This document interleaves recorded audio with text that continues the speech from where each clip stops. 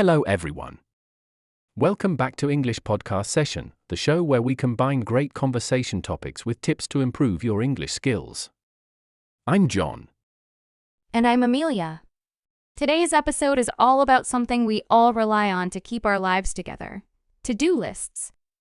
Seriously, Amelia, where would we be without them? My life would be complete chaos. Same here, John. But the real question is, why do we feel so good when we cross things off a to-do list? What's the psychology behind it? That's what we're exploring today. Plus, we'll share some practical tips for making your lists more effective and a quick vocabulary segment to level up your English. And stay tuned until the end for a short story about how a to-do list transformed someone's day. All right, let's get into it. Segment 1: The psychology of to-do lists. Let's start with the science, John. Do you know why crossing things off a to-do list feels so satisfying? I've got to guess it's dopamine, right?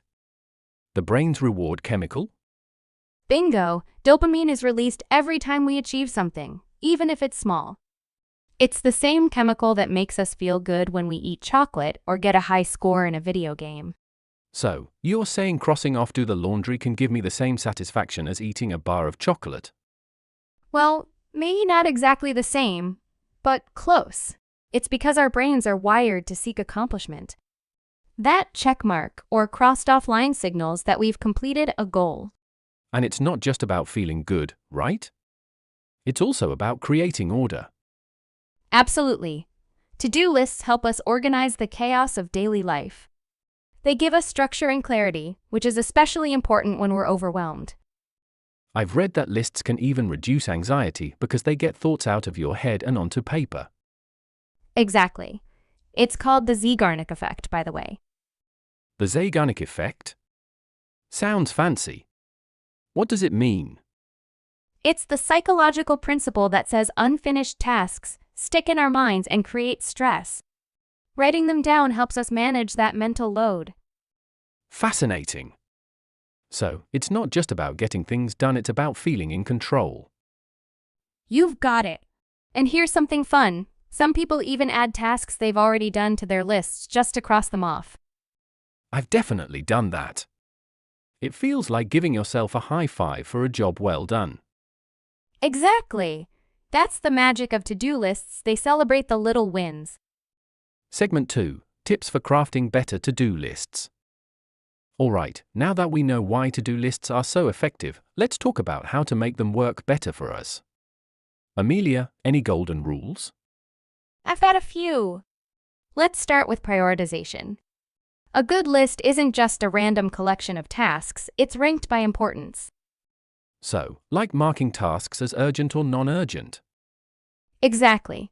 Some people use methods like the Eisenhower matrix, where tasks are divided into 4 categories: urgent and important but not urgent, and so on.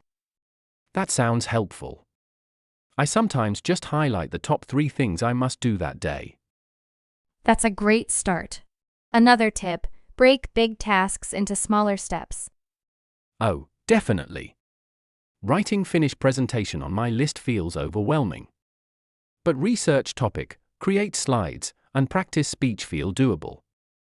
Exactly. Smaller steps make the list less intimidating and give you more opportunities to check things off. Any thoughts on timing? Like, when's the best time to write your list? I'd say either the night before or first thing in the morning. It sets the tone for your day. And what about keeping it realistic? I sometimes cram too much into one day. You're not alone. Overloading your list can backfire because it leads to frustration. A realistic list balances ambition with practicality. Good point. Here's one I like: add something easy to start with. Oh, yes! Starting with a quick win, like make the bed or check emails, builds momentum. It's like tricking your brain into thinking, hey, I'm on a roll. Exactly. And one last tip: consider using a digital tool or app if paper lists aren't your thing. Apps like Todoist or Notion can help you organize and track progress. That's great advice. Technology really can streamline the process. All right, time for our vocabulary spotlight. Let's go over some words related to today's topic. Perfect. These are great for improving your English and expanding your vocabulary. First word, procrastination. This means delaying tasks or avoiding doing what needs to be done. For example, Tom's procrastination caused him to miss the deadline. Next up, accomplishment. It refers to successfully completing or achieving something. Here's an example. Crossing tasks off my to-do list gives me a sense of accomplishment. Another useful word is streamline. It means to make something more efficient or simpler. For instance, using an app helped her streamline her to-do list. And finally, meticulous.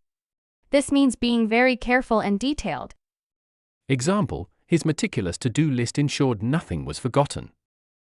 Great examples, John. Listeners, try using these words in your own sentences. To wrap things up, let's share a story. This one's about Sarah, a university student juggling exams, part-time work, and social commitments. Sounds like a lot on her plate. It was... Sarah was feeling completely overwhelmed. She didn't know where to start, and every task felt like a mountain. I can relate to that. What did she do? She sat down and made a detailed to-do list. First, she wrote everything she needed to do. Then, she prioritized by deadlines and importance. Smart move. Did she break down the tasks too? Exactly. For her history exam, instead of just writing study, she broke it into steps, review notes, read textbook chapters, and create flashcards. That makes it so much easier to tackle. It did. She even added a few small tasks, like make lunch and call mom, to keep herself motivated. So, what happened by the end of the day? She not only finished her list but also felt a huge sense of relief and accomplishment. And because she planned well, she even had time to relax with her favorite TV show. That's a great reminder of how lists can turn chaos into calm. Exactly. It's not just about productivity, it's about peace of mind. Well, folks, that's a wrap for this episode of English Podcast Session. We hope you've enjoyed exploring why we love to-do lists, the psychology behind them, and how to make yours more effective. Don't forget the vocabulary words we shared today. Try using them in your daily life. And if you loved this episode, subscribe, share, and leave us a review. Thanks for listening, and remember, even the smallest check mark on your list is a win. Until next time, stay motivated and keep learning. Bye for now.